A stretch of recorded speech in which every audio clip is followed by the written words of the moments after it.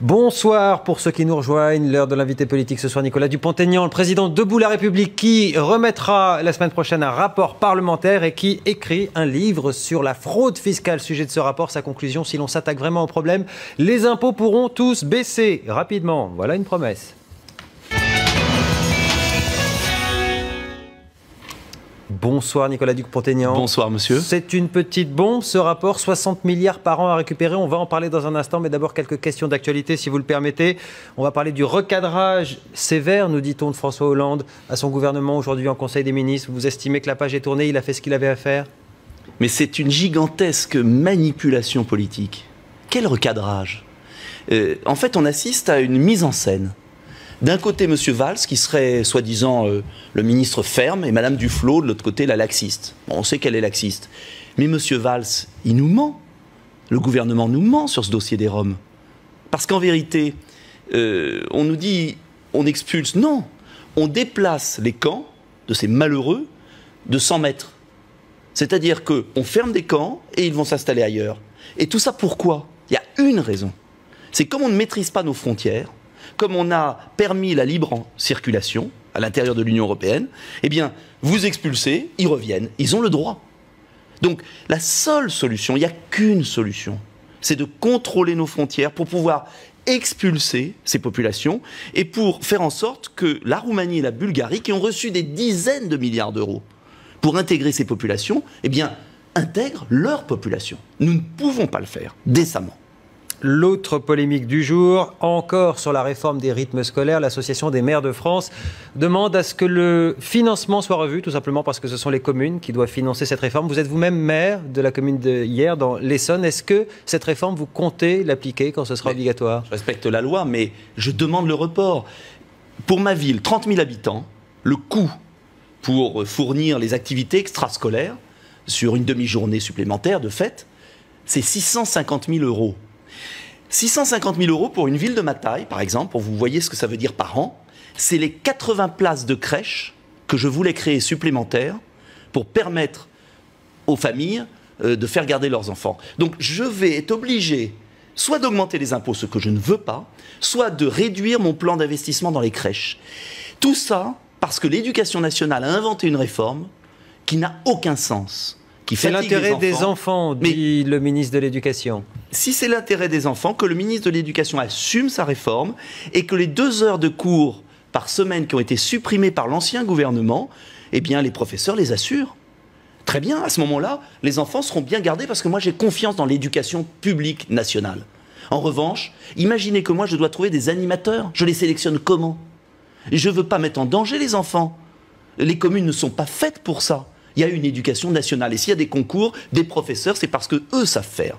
On va parler maintenant de ce rapport dont vous êtes l'un des rapporteurs sur la fraude fiscale en France. Il sera remis dans quelques jours. Et demain, vous sortez ce livre inspiré de ce rapport. Les voleurs de la République, enquête sur les parasites fiscaux. Détournement du mot paradis. C'est aux éditions Fayard. Pourquoi faire un livre alors que finalement vous avez fait un rapport en tant que parlementaire? C'est pour faire fructifier la chose, j'allais dire, politiquement? C'est pour éviter qu'on l'enterre.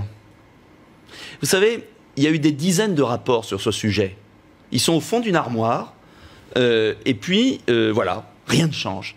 Et avec Alain Bocquet, parce que je ne suis pas tout seul, il a préfacé d'ailleurs mon livre, député communiste du Nord, un gaulliste, un communiste, on n'était pas censés travailler ensemble.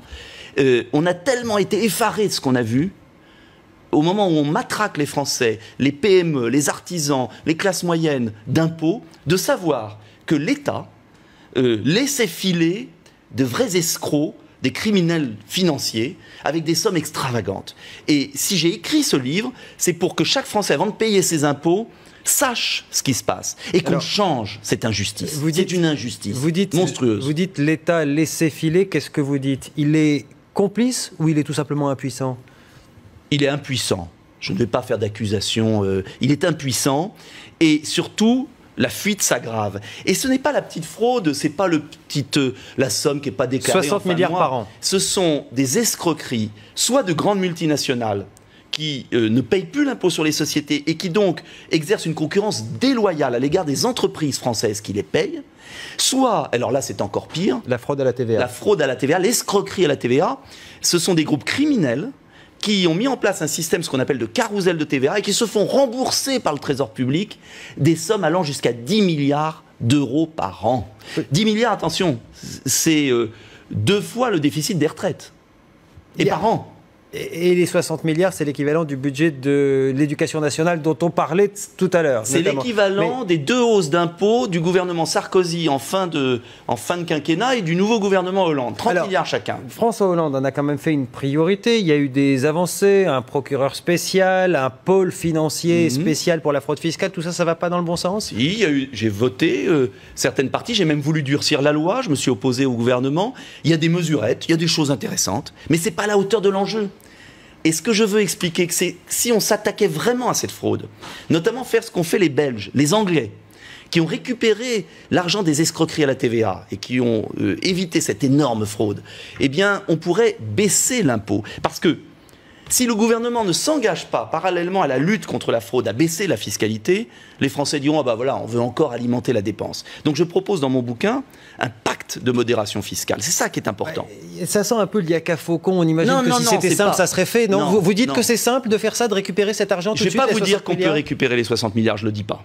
Je dis qu'on peut récupérer un tiers, c'est-à-dire 20 milliards. Je ne vois pas pourquoi la Belgique... En faisant quoi? En croisant des fichiers justice, police, fisc, en faisant des déclarations de TVA tous les mois pour vérifier les sociétés qui mettent en place ces escroqueries. Et non pas tous les ans, parce qu'après c'est trop tard, elles ont disparu. Mais oui, elles ont disparu. On a perdu des milliards chaque année.